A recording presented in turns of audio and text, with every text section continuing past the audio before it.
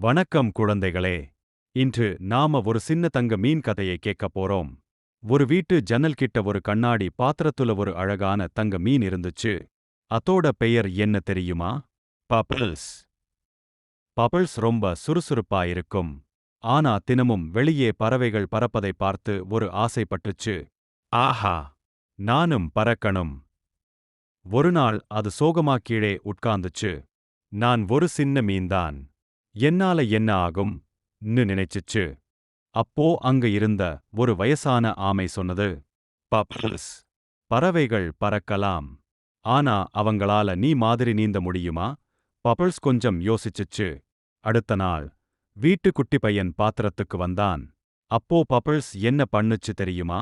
சுற்றி சுற்றி நீந்தி மேலே குதித்து குமிழ்கள் விட்டுச்சு. குட்டி பையன் சிரிச்சான். அம்மா, பாருங்க, பப்பிள்ஸ் டான்ஸ் ஆடுது ன்னு குஷியா சொன்னான். அப்போதான் பப்பிள்ஸ்க்கு புரிஞ்சது. நான் பறக்க முடியல, ஆனா நான் மகிழ்ச்சி கொடுக்க முடியும். அதுக்கப்புறம் அது தன்னையே ரொம்ப நேசிச்சுச்சு. மற்றவராக ஆகஸ்ட் ஆசைப்படவே இல்ல. அது வீட்டிலேயே ரொம்ப சந்தோஷமான தங்க மீனாக மாறிச்சு.